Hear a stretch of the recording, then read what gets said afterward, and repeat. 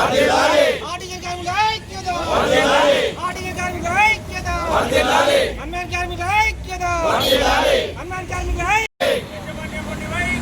రచించాలి ఒకే సంస్థ ఒకే రూల్ ఒకే రూల్ విద్యుత్ కార్మికుల ఐక్యత విద్యుత్ కార్మికుల ఐక్యత వర్ధిల్లాలి విద్యుత్ కార్మికుల ఐక్యత వర్ధిల్లాలి కార్మికుల ఐక్యత వర్ధిల్లాలి ఆర్టీసీ కార్మికుల ఐక్యత వర్ధిల్లాలి అమ్మాయి కార్మికుల ఐక్యత వర్ధిల్లాలి ఐక్యత వర్ధిల్లాలి విద్యుత్ కార్మికుల ఐక్యత వర్ధిల్లాలి విద్యుత్ కార్మికుల ఐక్యత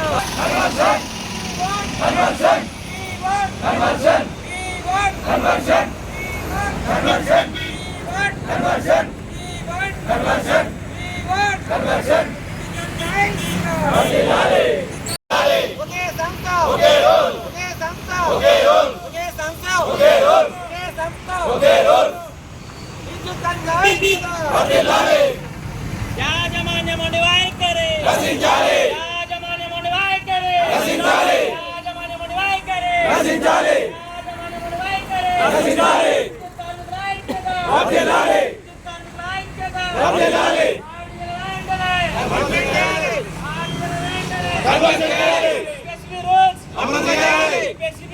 అమలు చేయాలి విద్యుత్ కార్మికుల ఐక్యత వర్ధిల్లాలి అన్మాన్యుల వెంటనే విడుదల చేయాలి అన్మాన్యుల వెంటనే విడుదల చేయాలి we want conversion we want ఉద్యోగుల ఐక్యత ఆర్టీసీ కార్మికుల ఐక్యత ఆర్టీసీ కార్మికుల ఐక్యత ఒకే సంస్థ ఒకే సంస్థ ఆర్టీసీ కార్మికులు వెంటనే ఆర్టీసీ కార్మికులు వెంటనే విద్యుత్ కార్మికులు వెంటనే విద్యుత్ కార్మికులు వెంటనే అన్మాన్ కార్మికుల వెంటనే అన్మాన్ కార్మికుల వెంటనే విద్యుత్ కార్మికుల ఐక్యత విద్యుత్ కార్మికుల ఐక్యత ప్రభుత్వం వైఖరి ప్రభుత్వం వైఖరి ప్రభుత్వం వైఖరి ఒకే సంస్థ ఒకే సంస్థ ఒకే సంస్థ ఆర్టీసీ వద్దురా యాజమాన్యం ఉండి వైఖరి యాజమాన్యం ఉండి వైఖరి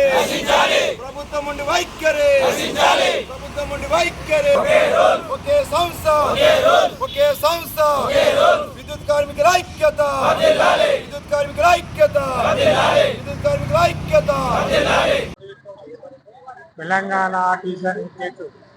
ఆర్టిజన్ ఎంప్లాయీస్ జేఏసీ పక్షాన జగిత్యాల జిల్లాలో రాష్ట్ర వ్యాప్తంగా ఇచ్చిన సమ్మె పిలుపు భాగంగా ఈరోజు 8 తారీఖు 4 నెల 2026 9 గంటల నుంచి సంపూర్ణమైన సబ్ స్టేషన్లతో మేము సమ్మెలకు దిగడం జరిగింది.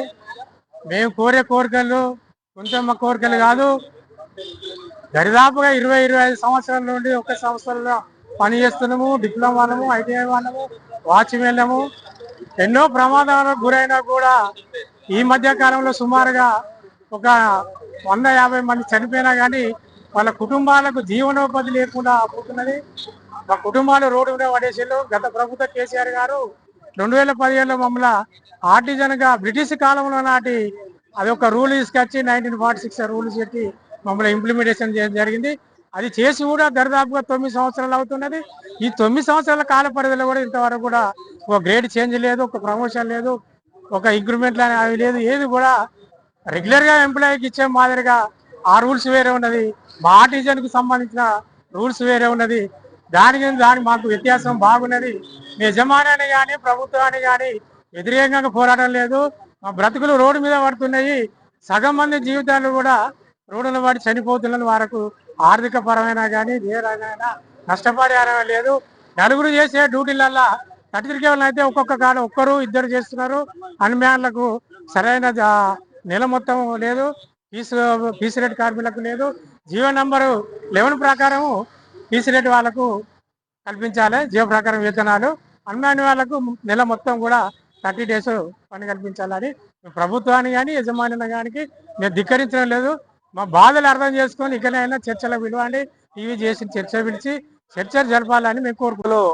వెన్నుముకగా క్షేత్రస్థాయిలో కష్టపడేది అన్మ్యాన్ కార్మికులు. ఎందుకంటే రెక్కలు ముక్కలు చేసుకొని తిండి తిప్పలు మానేసి ఎండాకాలం వానాకాలం అన్ని పరిస్థితుల్లో ప్రతి రోజు నిరంతరంగా కష్టపడేది ఏకైక వ్యక్తి అన్మ్యాన్ కార్మికులు. ఈ రోజు అన్మ్యాన్ కార్మికుల పరిస్థితి చాలా దౌర్భాగ్యంగా మారింది. ఎందుకనగా మేము చేసే పనికి మాకు సంబంధం లేకుండా జీతం ఇవ్వడం జరుగుతుంది. ఎందుకంటే రెక్కలు ముక్కలు చేసుకుని కష్టపడడం జరుగుతుంది.